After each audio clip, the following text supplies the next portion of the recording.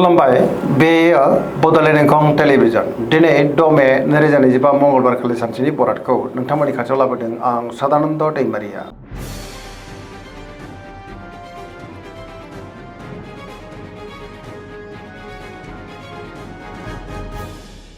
सिगां फरायनो लादों मेष राशि गिबि हांखो अ ल दिनैनि साना जोबोर मोजां बहानिफ्रायबो दिनै हरखाबै मोजां खौरांबो फैनो हागौ जेरावबो जाफुंसारगोन सुथुरखौ दिनै गोरलैयैनो फेजेननोबो हागोन बहाबा हान्थिनो एबा दावबायनो खाबु मोननो हागौ आरो मोजाङैनो हान्थिनोबो हागोन गोसोनि साननायफोरा दिनै मोगथाङाव जाफुंनोबो हागौ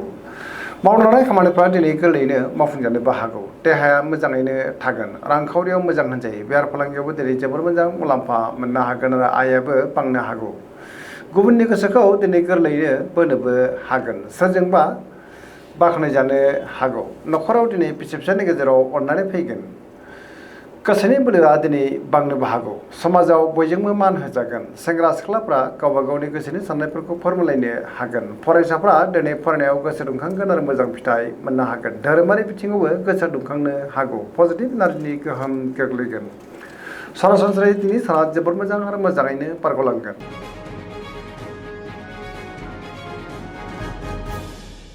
वृष राशि गिबि हांखो इ उ ब दिनैनि साना मोजां आरो गाज्रिनि गेजेरजोंनो बाबेलांनो हागौ गोसोआव गोनो गोथो साननायबो फैनो हागौ गावनि गोसोनि साननायखौ दिनै गुबुननो फोरमायनो गोब्राब जागोन माबा मोनसे जेंनाजों मोगा मोगि जानांनोबो हागौ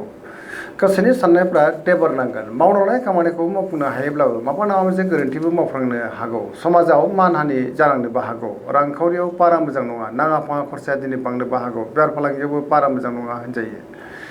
देहाया दिनै मोजाङैनो थागोन अब्लाबो नाथाय जानाय लोंनायाव सांग्रां जानांगोन सोरजोंबा रायखुमाजानोबो हागौ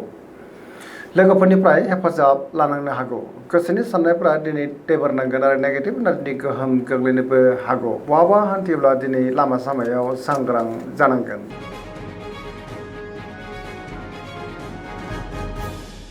मिथुन राशि गिबि हांखो क स दिनैनि साना जोबोर मोजां गोसोखौ दिनै जोबोर गोजोननाय मोनगोन सोरजोंबा बाख्नायजानोबो हागौ बहाबा हान्थिनो एबा दावबायनो खाबु मोननो हागौ आरो मोजाङैनो हान्थिनोबो हागोन गोसोआव गोथों आरो गोग्गो साननाय फैगोन गियाननि आंखाल जानाय नङा देहाया दिनै मोजाङैनो थागोन रांखावरियाव जोबोर मोजां होनजायो बेफार फालांगियावबो दिनै जोबोर मोजां मुलाम्फा मोननोबो हागोन गोसोनि बोलोआ दिनै बांनोबो हागौ सोरबा लोगोजों बाख्नायजानोबो हागौ गुबुनजों मोजां सोमोन्दो लाखिनो रोंगोन लाइमोनफोरनि गोसोआ दिनै जोबोर खुसि जागोन आरो गावबा गावनि गोसोनि साननायफोरखौ फोरमायलायनोबो हागोन पजिटिभ एनार्जिनि गोहोम गोग्लैगोन मोनफ्रोमबो बिथिङावनो दिनै जाफुंसारनो हागौ।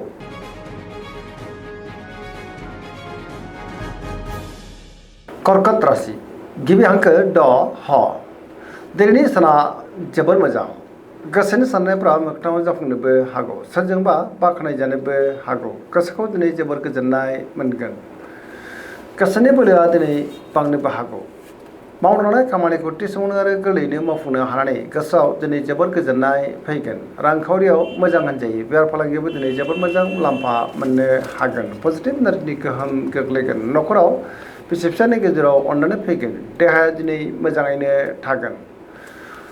बिमा बिफानिफ्राय अननाय आदरखौ मोननो हागौ समाजाव मान मोनगोन फरायसाफ्रा दिनै फरायनायाव गोसो दुंखांगोन आरो मोजां फिथाइ मोननोबो हागोन मोनफ्रोमबो बिथिङावनो दिनै जाफुंसारनोबो हागौ।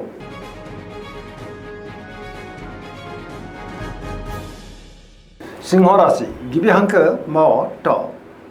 दिनैनि साना मोजां आरो गाज्रि गेजेरजोंनो बाबेलांनो हागौ गोसोखौ दिनै जोबोर उसुखुथु मोननोबो हागौ सिगांनि बबेबा जेंनाया गोसोआव दिनै गोजोननाय लाबोआ जानोबो हागौ गोसोआव दिनै नेगेटिभ साननायबो फैगोन गोनो गोथो साननाय फैगोन मावनो लानाय खामानिखौ थि समावनो आरो गोरलैयैनो मावफुंनो गोब्राब जानोबो हागौ लोगोफोरनिफ्राय हेफाजाब लानांनोबो हागौ बहाबा हान्थिनो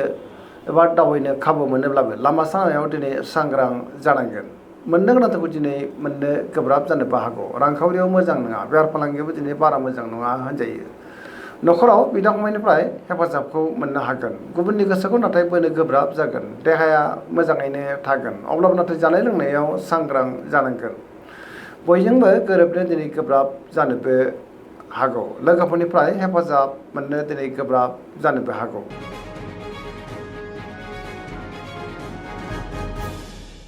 कन्या राशि गिबि हांखो प ट दिनैनि साना मोजां आरो गाज्रिनि गेजेरजोंनो बाबेलांनो हागौ गोसोआव गोनो गोथो साननायबो फैनो हागौ गावनि गोसोनि साननायफोरखौ दिनै गुबुननो फोरमायनो गोब्राब जागोन गोथों आरो गोग्गो साननो गोब्राब जानोबो हागौ गियाननि आंखाल जानोबो हागौ रांखावरियाव मोजां होनजायो बेफार फालांगियावबो दिनै जोबोद मोजां मुलाम्फा मोननोबो हागोन देहाया दिनै मोजाङैनो थागोन गोबां मुंदांखा सुबुंजों दिनै लोगो मोनज्लायनोबो हागौ न'खराव बिसि फिसायनि गेजेराव अननानै फैगोन गोबां खामानियाव दिनै मुखुबबो थागोन सोरजोंबा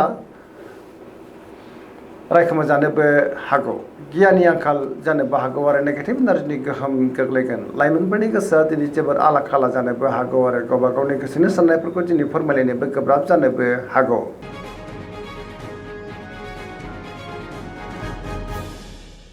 तुला राशि गिबि हांखो र ट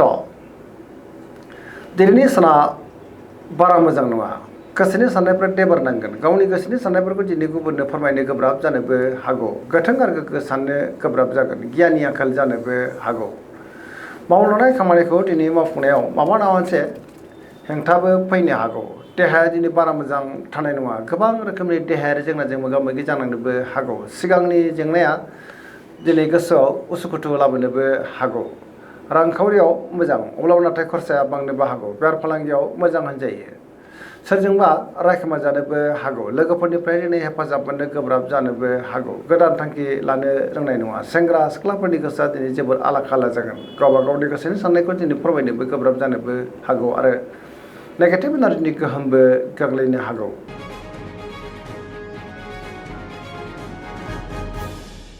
वृश्चिक राशि गिबि हांखो न स दिनैनि साना जोबोर मोजां गोसोनि साननायफोरा दिनै मोगथाङाव जाफुंनोबो हागौ पजिटिभ एनार्जिनि गोहोम गोग्लैगोन गोबां मोजां खाबु दिनै मोननो हागौ सिगांनि बबेबा आद्रा खामानिखौ दिनै गोरलैयैनो मावफुंजोबनो हागोन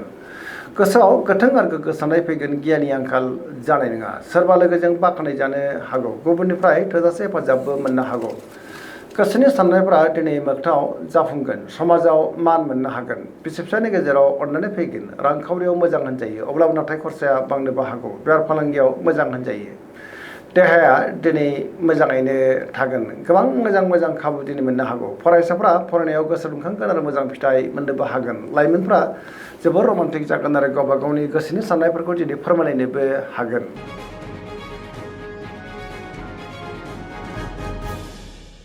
धनु राशि गिबि हांखो ढ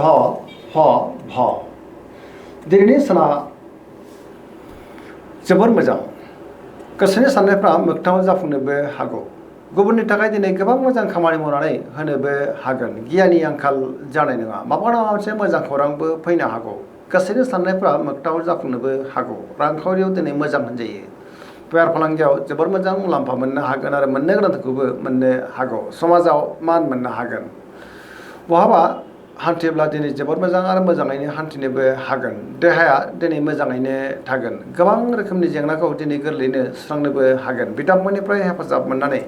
गोसोआ दिनै जोबोर खुसि जागोन लाइमोनफ्रा गावबा गावनि गोसोनि साननायफोरखौ दिनै फोरमायलायनोबो हागोन पजिटिभ एनार्जिनि गोहोम गोग्लैगोन सरासनस्रायै दिनैनि साना जोबोर मोजां आरो मोजाङैनो बारग'लांगोन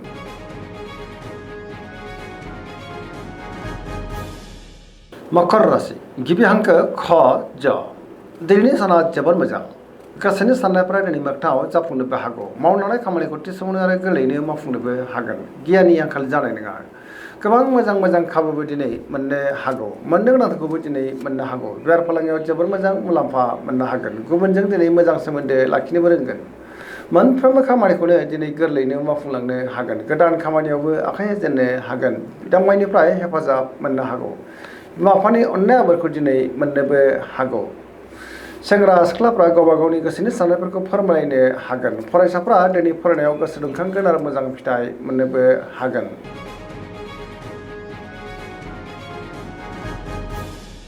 कुम्भ राशि गिबि हांखो ग स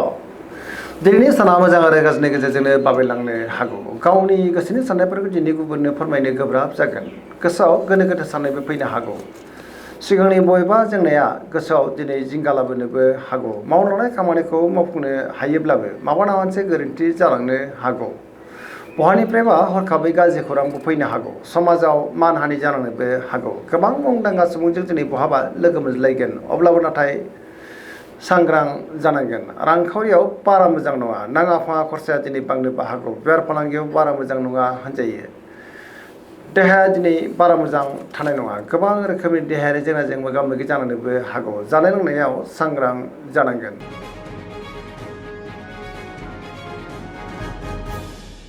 मीन राशि गिबि हांखो ड स